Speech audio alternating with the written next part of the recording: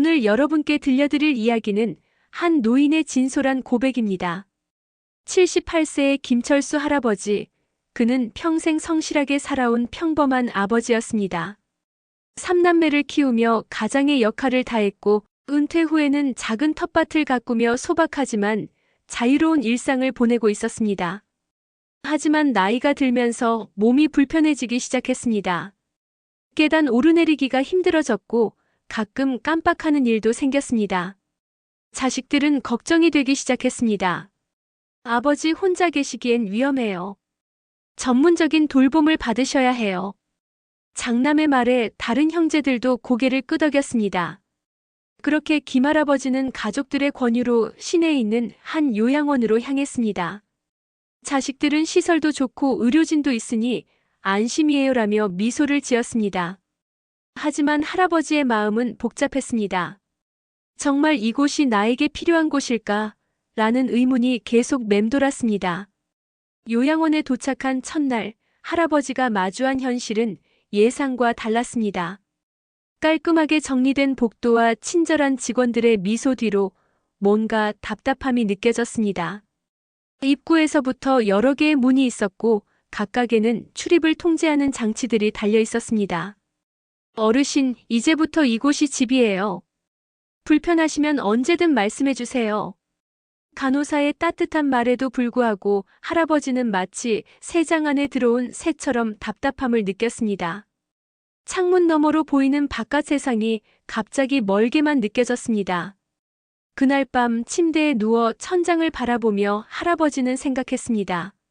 내가 정말 이곳에서 살아야 하는 건가? 평생 자유롭게 살아온 그에게 규칙과 통제로 가득한 이 공간은 마치 감옥처럼 느껴졌습니다. 하지만 가족들이 걱정해서 보낸 곳이니 적응해야겠다고 마음을 다잡았습니다. 며칠이 지나면서 할아버지는 이곳의 시스템을 이해하기 시작했습니다. 모든 것이 시간표대로 움직였고 개인의 자유보다는 집단의 효율이 우선시되었습니다. 아침 6시에 일어나고 정해진 시간에 식사하고 정해진 시간에 잠자리에 들어야 했습니다. 자식들이 면회를 왔을 때도 마찬가지였습니다. 아버지, 여기 좋으시죠? 깨끗하고 안전하잖아요. 하지만 할아버지는 속마음을 쉽게 드러내지 못했습니다. 자식들에게 부담을 주고 싶지 않았기 때문입니다.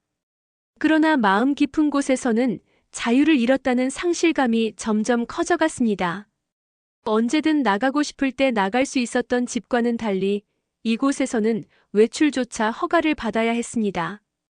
평생 누구의 허락도 받지 않고 살아온 한 사람의 인생이 이제는 타인의 승인 하에 움직여야 하는 현실이 되었습니다. 요양원에서의 생활이 시작되고 며칠이 지났습니다. 김할아버지는 매일 아침 6시에 울리는 기상종 소리에 눈을 떠야 했습니다.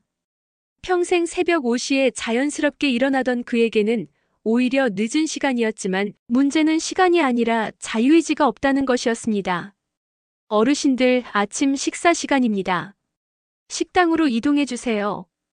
직원의 안내방송이 복도에 울려 퍼졌습니다. 할아버지는 천천히 일어나 세면을 마치고 식당으로 향했습니다. 하지만 그의 발걸음은 무겁기만 했습니다. 식당에서는 이미 많은 어르신들이 자리에 앉아 있었습니다. 모두 같은 시간에 같은 장소에서 같은 음식을 먹어야 했습니다. 할아버지는 평생 아침엔 된장찌개와 김치, 그리고 따뜻한 밥 한 공기면 충분했습니다. 하지만 이곳에서는 영양사가 짠 식단에 따라 정해진 메뉴를 먹어야 했습니다. 오늘은 미역국이네요.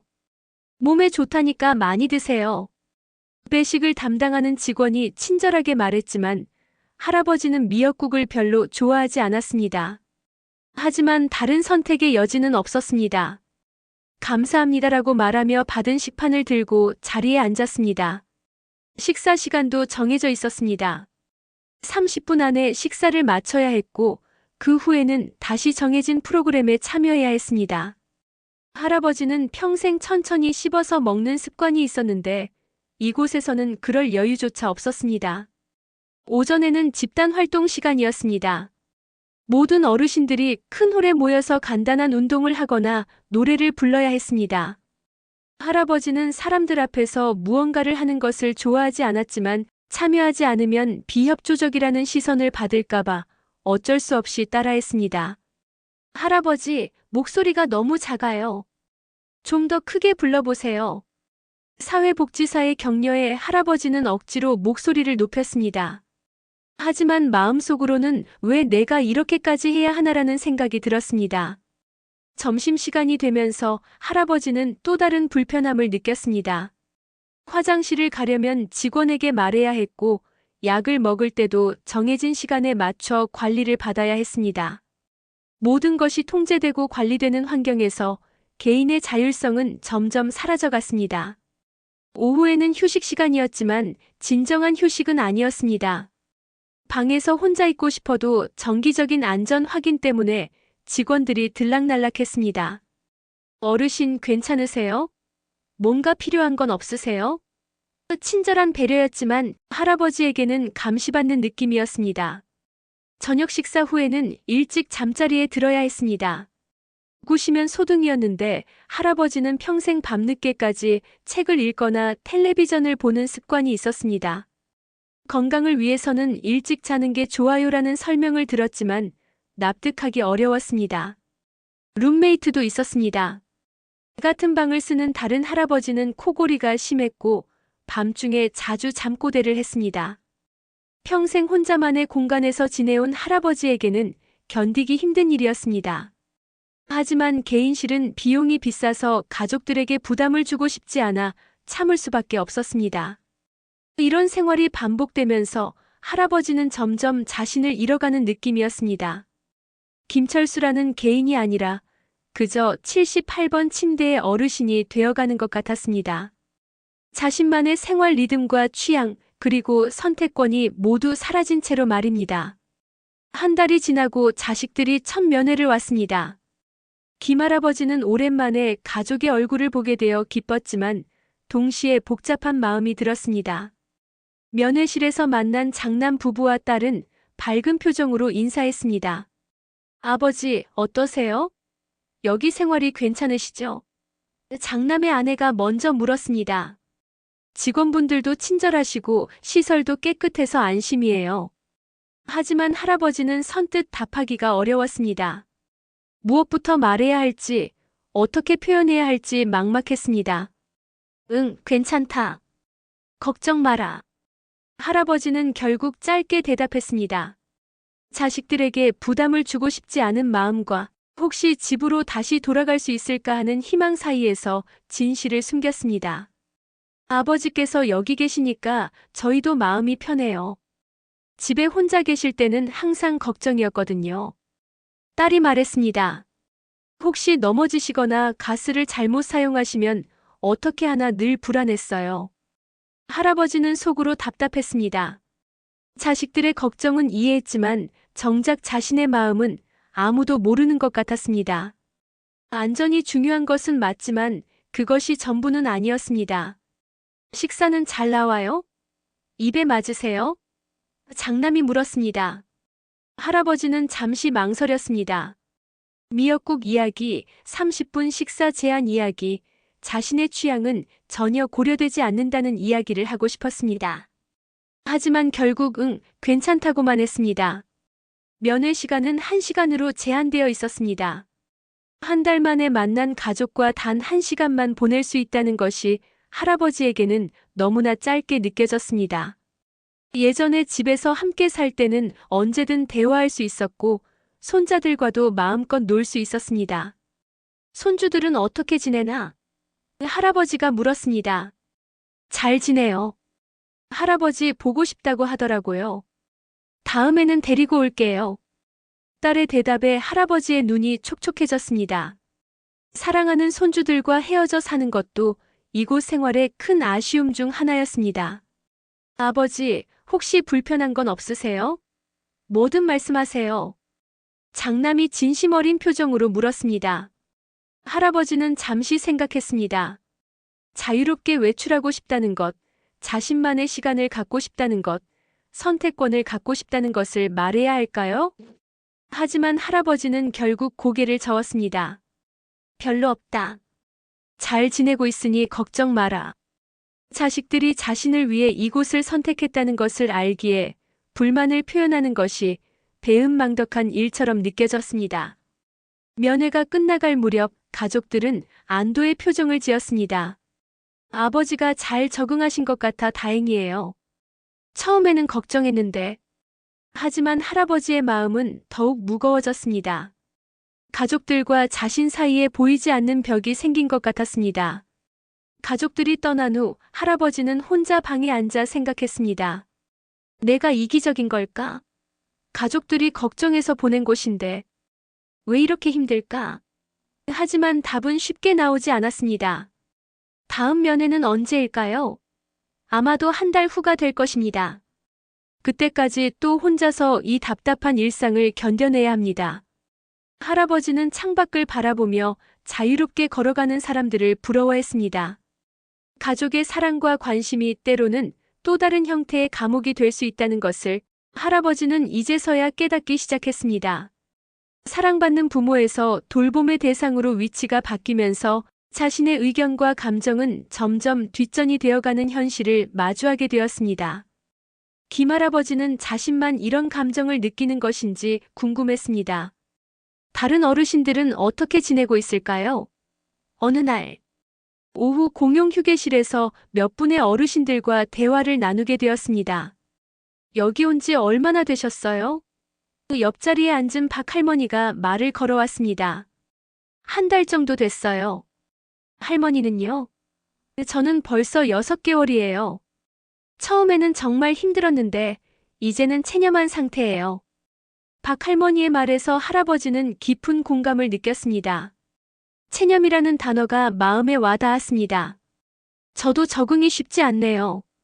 뭔가 갑갑하고. 맞아요, 집이 그립죠. 내 방, 내 침대, 내가 가꾼 화분들. 이때 건너편에 앉아있던 이 할아버지가 대화에 합류했습니다. 저는 2년째예요. 처음에는 매일 집에 가고 싶다고 울었어요. 지금도 가끔 밤에 눈물이 나더라고요. 70대 후반의 남성이 눈물을 참으며 하는 고백에 모두가 숙연해졌습니다. 우리 손주가 보고 싶어서 견딜 수가 없어요. 예전에는 매일 같이 놀았는데 이제는 한 달에 한 번 보는 것도 힘들어요. 또 다른 할머니가 한숨을 쉬며 말했습니다. 아이들은 바쁘다고 멀다고. 핑계가 많더라고요. 할아버지는 이 대화를 들으며 자신만의 문제가 아니었음을 깨달았습니다. 여기 있는 모든 어르신들이 비슷한 마음으로 하루하루를 버티고 있었습니다. 우리가 여기 있는 게 맞나 싶어요. 가족들한테는 편하겠지만. 맞아요. 우리는 살아있지만 여기서는 세상과 단절된 것 같아요. 박 할머니의 말에 모든 사람이 고개를 끄덕였습니다. 이 한마디가 모두의 마음을 대변하는 것 같았습니다. 예전에는 동네 사람들과 인사도 나누고 시장도 가고 친구들과도 만났는데 여기서는 정해진 사람들과만 만나죠. 그러게요. 사회에서 완전히 분리된 느낌이에요. 대화가 깊어질수록 각자의 사연들이 하나씩 드러났습니다. 어떤 분은 치매 초기 진단을 받고 가족들이 걱정되어 보냈다고 했고, 어떤 분은 혼자 살다가 넘어져서 다친 후 자식들이 강요해서 왔다고 했습니다. 우리 아들이 그러더라고요. 어머니 안전이 최우선이에요라고. 안전. 안전만 생각하면 우리는 그냥 물건이 되는 거 아닌가요? 한 할머니의 격한 말에 모두가 공감했습니다. 자유가 이렇게 소중한 줄 몰랐어요. 젊을 때는 당연한 것이라고 생각했는데, 이 할아버지가 창밖을 바라보며 말했습니다. 언제든 나가고 싶을 때 나가고, 먹고 싶은 걸 먹고, 자고 싶을 때 자고. 그런 게 다 자유였는데, 할아버지는 동료 어르신들의 이야기를 들으며 자신의 감정이 정당하다는 것을 확인할 수 있었습니다. 이것은 개인의 이기심이나 적응 부족이 아니라 인간으로서 당연히 느낄 수 있는 감정이었습니다. 그래도 우리끼리라도 이렇게 마음을 나눌 수 있어서 다행이에요. 박 할머니가 위로하듯 말했습니다. 혼자 속으로만 끙끙 앓았는데 같은 마음인 분들이 계시니까 조금은 덜 외로워요. 이날의 대화는 할아버지에게 큰 의미가 있었습니다. 자신만 힘들어하는 것이 아니라는 것, 그리고 이런 감정들이 충분히 이해할 만한 것이라는 확신을 얻었습니다. 동시에 이곳에서 만난 동료들과의 연대감도 느꼈습니다. 하지만 요양원에서의 생활이 완전히 어둡기만 한 것은 아니었습니다. 시간이 지나면서 김할아버지는 작은 행복들을 발견하기 시작했습니다. 무엇보다 함께하는 동료 어르신들과의 따뜻한 교감이 큰 위로가 되었습니다. 매일 아침 식당에서 마주치는 박 할머니는 이제 할아버지에게 특별한 존재가 되었습니다. 오늘 컨디션은 어떠세요? 서로의 안부를 묻는 작은 인사가 하루를 시작하는 소중한 의식이 되었습니다. 할아버지, 오늘 미역국인데 싫어하시잖아요. 제가 김치찌개랑 바꿔드릴까요? 박 할머니의 배려에 할아버지는 깊이 감동했습니다. 가족보다도 자신의 취향을 더 잘 알아주는 사람이 생긴 것입니다. 점심시간에는 자연스럽게 같은 테이블에 앉게 되었고, 식사를 하며 나누는 대화가 하루의 즐거움이 되었습니다. 젊을 때 이야기 좀 해주세요. 저는 교사였어요. 30년 동안 아이들을 가르쳤죠. 각자의 인생 이야기를 나누며 서로를 더 깊이 이해하게 되었습니다. 오후 활동 시간에도 변화가 있었습니다. 처음에는 억지로 참여했던 집단 활동이 이제는 기다려지는 시간이 되었습니다. 오늘은 무슨 노래 부를까요? 트로트로 하죠, 트로트. 어르신들의 웃음소리가 홀 안에 울려 퍼졌습니다. 특히 함께 노래를 부르는 시간은 모든 어르신들에게 특별한 의미가 있었습니다. 고향의 봄을 부를 때면 모두의 눈에 추억이 어렸고 아리랑을 부를 때는 마음속 깊은 곳에 한이 풀어지는 것 같았습니다. 할아버지 목소리 참 좋으시네요. 옛날에 성가대 하셨나요? 아니에요. 그냥 좋아해서 부르는 거예요.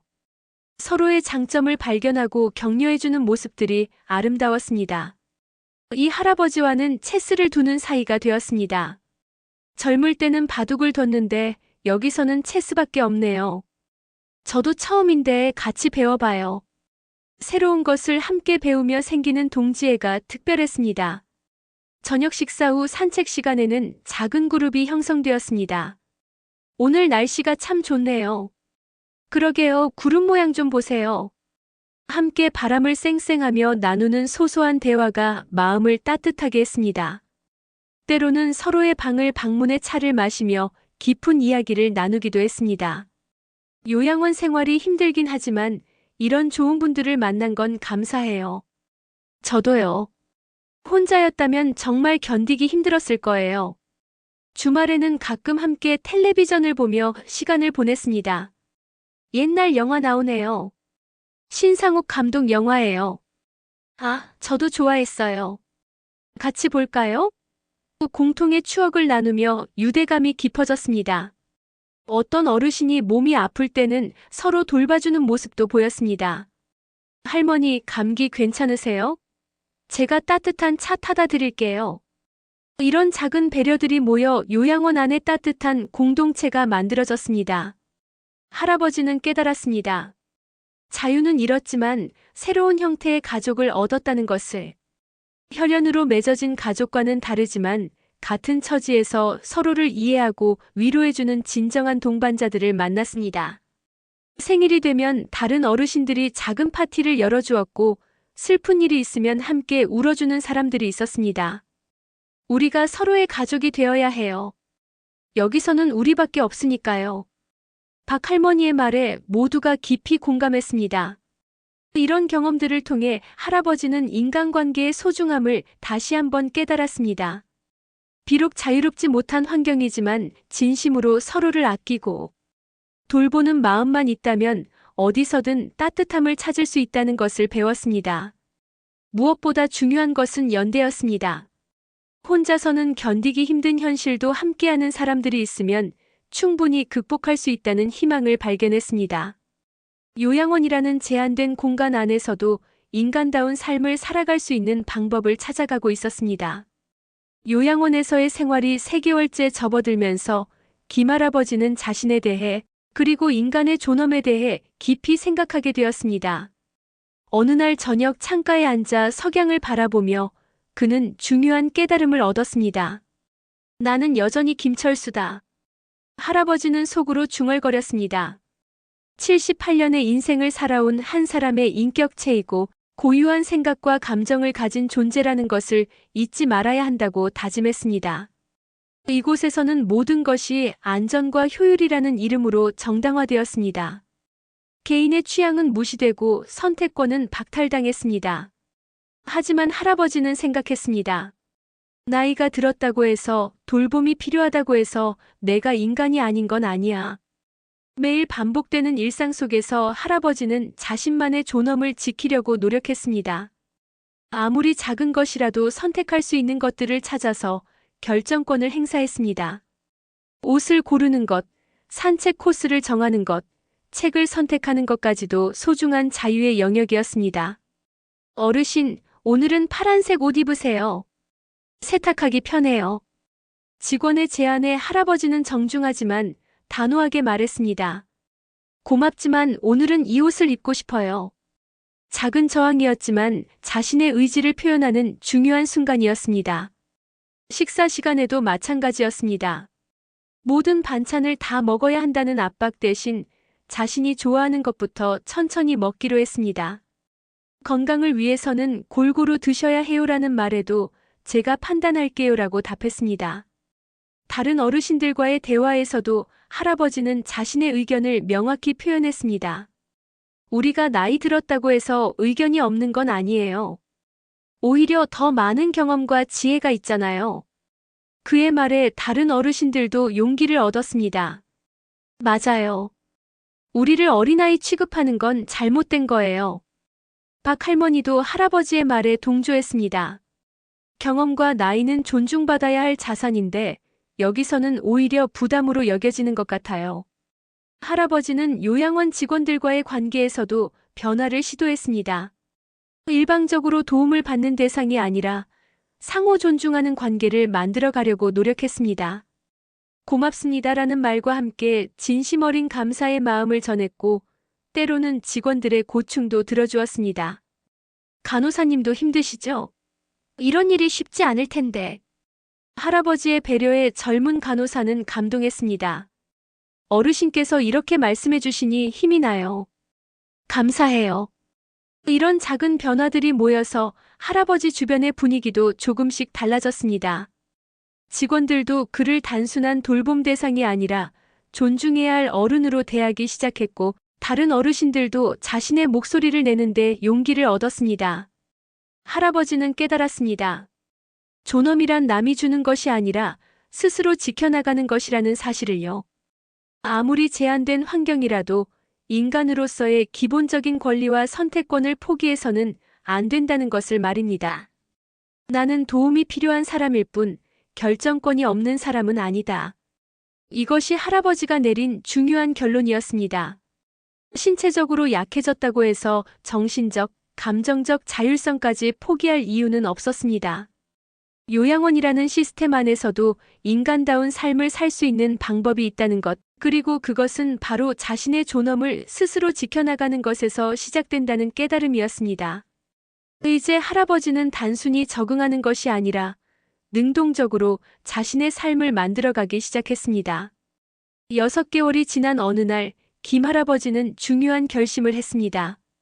이제는 가족들에게 자신의 진심을 전해야 할 때라고 생각했습니다.